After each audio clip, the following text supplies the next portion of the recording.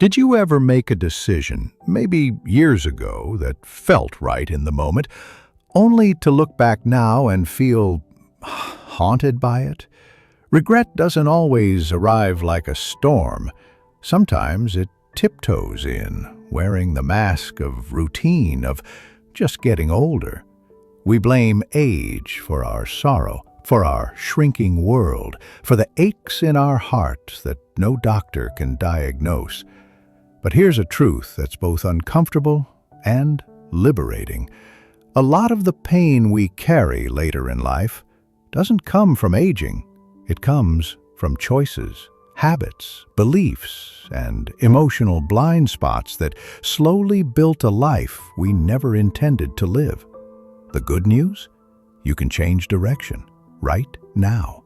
You're not too late. You're not stuck in cement, and no matter what the world has told you, you still have power. This video is for anyone in their 50s, 60s, or even 80s who still wants more from life. Not just more years, but more peace, more joy, more meaning. Stick with me, because these 5 mistakes are silent joy killers. And the last one? It might be the one thing quietly draining your spirit without you even realizing it. Mistake number 1. Carrying old wounds like armor. Let me ask you something. Have you ever held onto a hurt so long that it started feeling like part of who you are? Bitterness doesn't show up overnight. It grows in the dark, fed by silence, pride, and a story you keep telling yourself about what someone did or didn't do. It can start with a family argument, a betrayal, or even a quiet resentment you've never said out loud. And over the years, that wound doesn't fade. It hardens.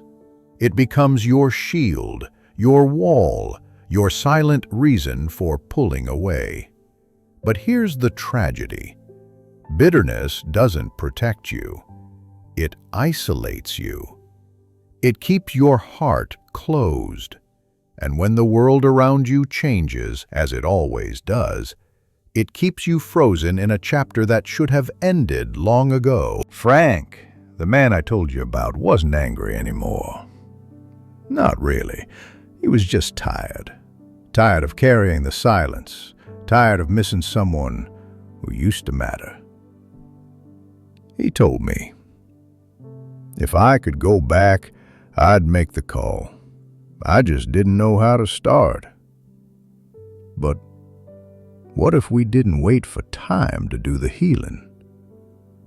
What if healing begins when we stop needing an apology and start choosing peace? Forgiveness isn't weakness. It's freedom.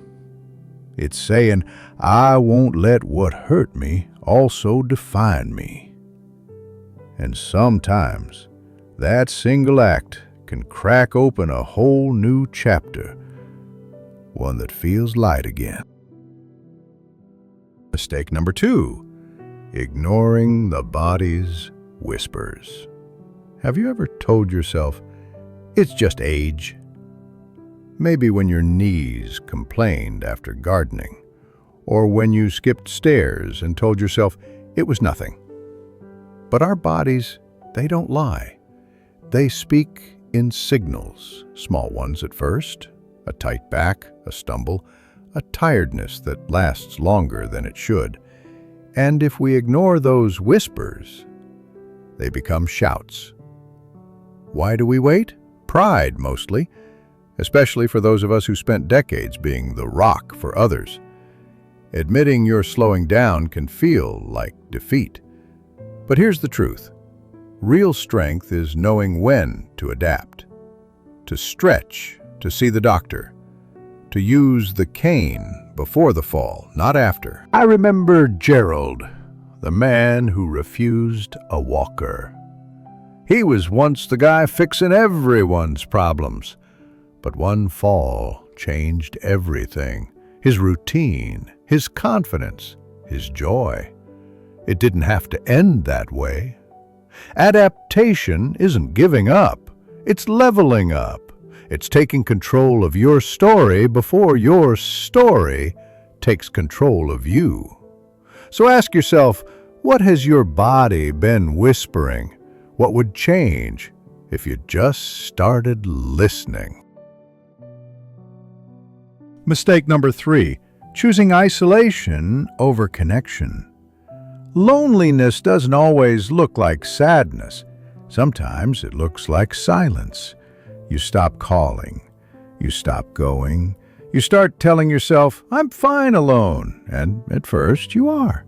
But after a while, something's missing. You wake up and the day feels heavier.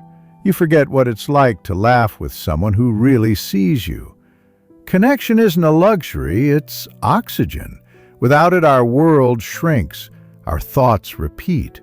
Our memories fade faster. Even our bodies begin to weaken from the lack of social stimulation. But the worst part? You start believing the lie that no one wants to hear from you. That your time for friendship is past. That you're invisible. Edna felt that way. Until one invitation changed everything. She didn't want to go to that quilting circle. Said she wouldn't know anyone.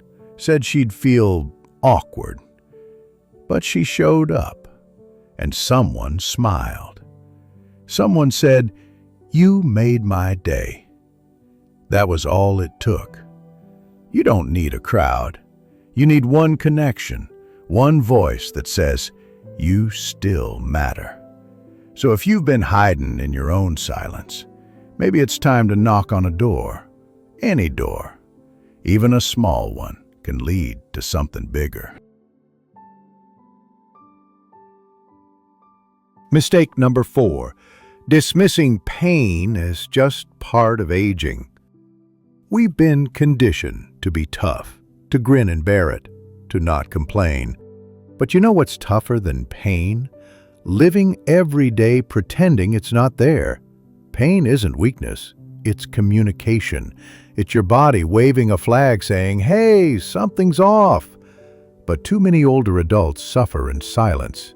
They skip appointments, they hide symptoms, they assume it's arthritis, or just what happens after 70. But what if it's something treatable? What if that daily ache in your shoulder could be relieved with a simple therapy session?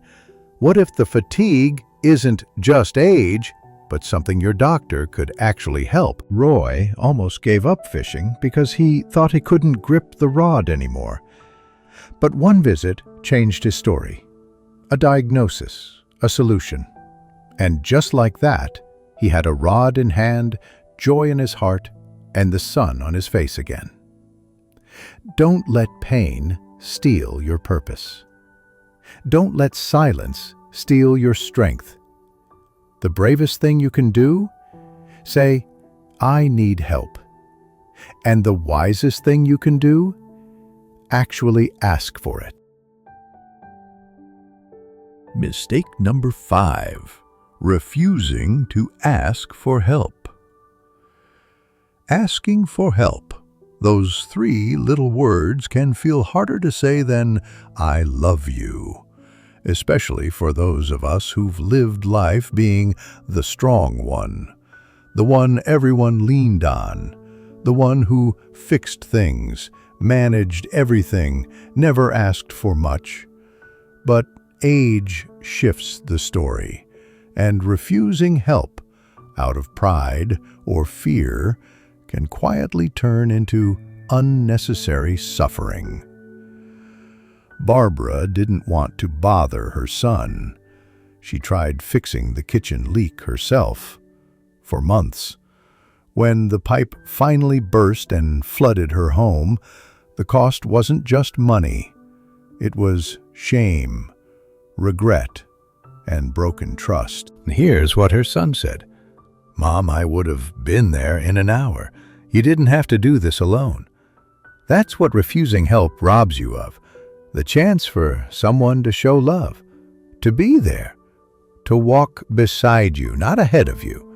You're not weak, you're human. And humans, no matter how old, were never meant to carry everything alone. So next time you think, I'll figure it out myself, ask yourself this: what am I really afraid of? Losing control or losing connection? Here's the truth. Getting older doesn't have to feel like a slow fade. It can be a rising, if you choose it. A rising into clarity, into freedom, into finally doing things not because you have to, but because you want to.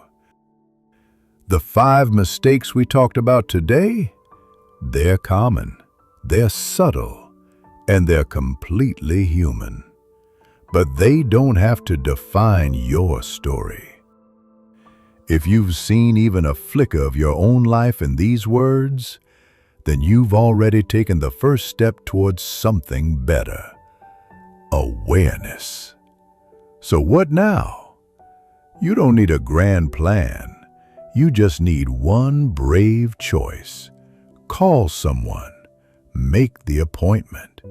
Let go of the grudge. Say yes to something small but new. Leave a comment below and tell us what hit home for you. Share what you're ready to let go of or step into.